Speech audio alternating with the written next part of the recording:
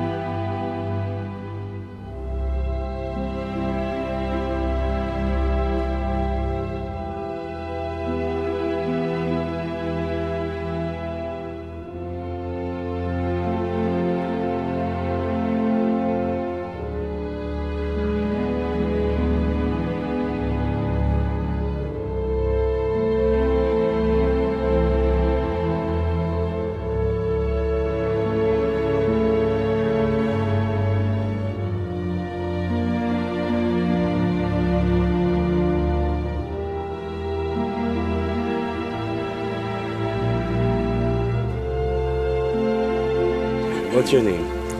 Channing, Lieutenant Colonel retired. And you are here because? I'm here because my son got accepted to go to West Point. And your son is? Paul Andrew Rhoden.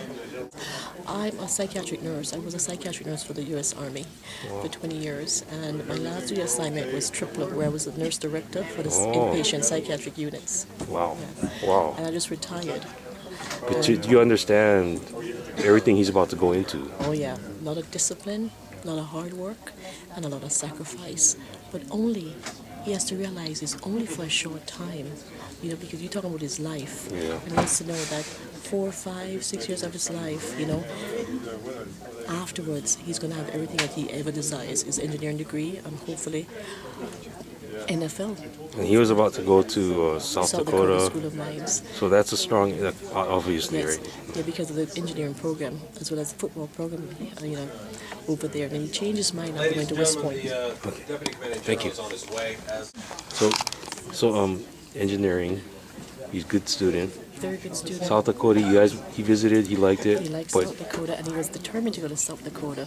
And then we had a visit from a recruiter from West Point who interviewed him and said to him, you know, why don't you come see our program, and then you can make your decision.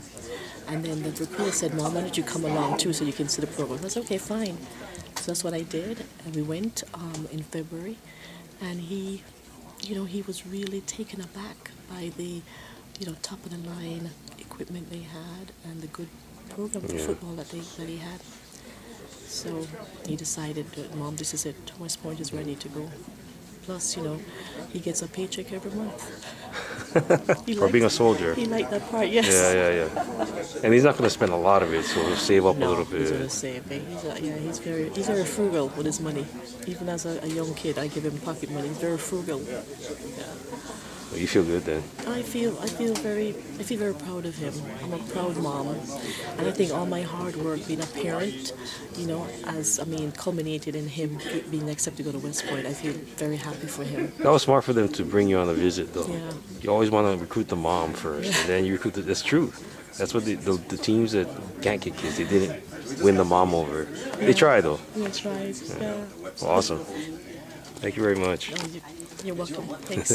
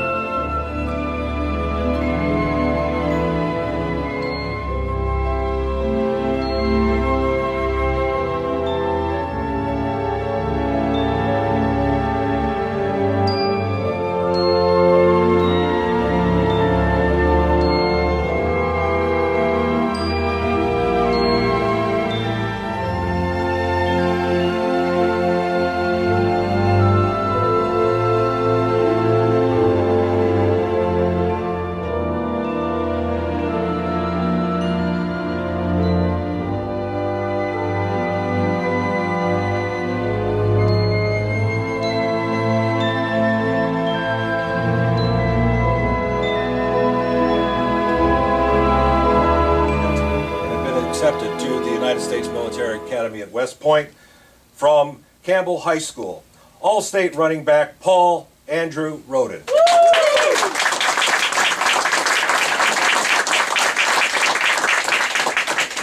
All-State lineman from Leilehua High School, Jaryn Villegas. And All-State defensive back and running back from Kamehameha Big Island, Shaun, Kagawa. Major General Chavez, the floor is yours, sir. Okay, first, on behalf of Lieutenant General Francis Wyszynski, Commanding General of the United States Army in the Pacific, I just want to welcome everybody to historic Fort Shafter. And it's just great we have the honor of hosting this wonderful ceremony today. You know, I was telling the athletes before we came down here that it's really an honor and a privilege to get selected to go to United States Military Academy at West Point. It is probably one of the toughest in processing you can go through in getting into any college in the United States. First of all, the standards there are Ivy League standards. And you really have to knuckle down to meet those standards academically to just even be considered. They also look at the athletic side of people that go to West Point. So that's a big factor that plays in. And then they look for community services that take place. When you meet all that criteria, then you have the other part that you have to go and get a congressional nomination to even be considered. So going through that process is very stringent, it's very tough, but these three student athletes have done a great job in putting their mind to it, and it is really an honor for us to be here today, and the fact that they've accepted their nominations to West Point really says a lot about them. In fact, I think this might be the first time, and I might be wrong, where we've had 3 student athletes all playing football accepted to West Point in its history from the state of Hawaii. I don't think we've ever had that.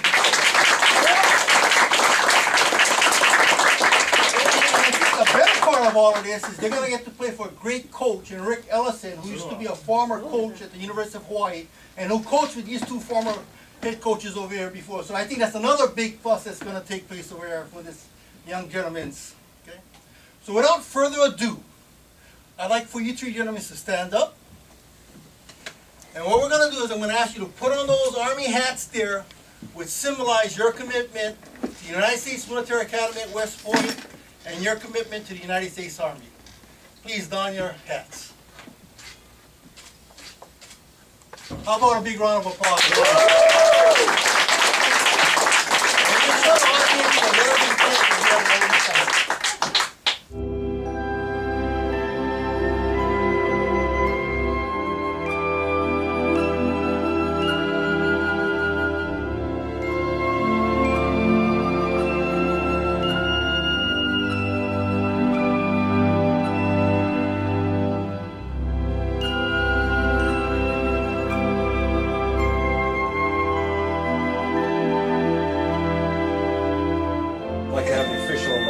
Ceremony. Any closing remarks? Yeah, I do. I have. Okay. You know, if you haven't figured it out yet, I am a local boy from the islands. Being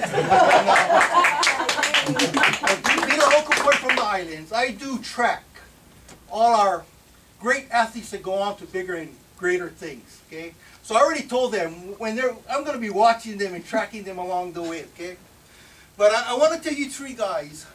There's another local boy that I track very closely. And I cheer for him 11 out of 12 games out of the year. And he goes by the name of Coach Neil Matalolo. And I will cheer for the guy 11 games, but there's one game I will not cheer for that guy at. And that's the Army-Navy game. And I've come to the conclusion that it will probably take 3 local boys to get to Army to beat that Navy team. So go Army, beat Navy!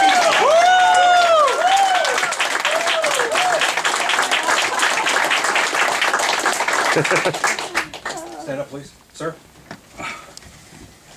The picture, please. General, stay there, sir. Coach Tomey. Coach Wagner.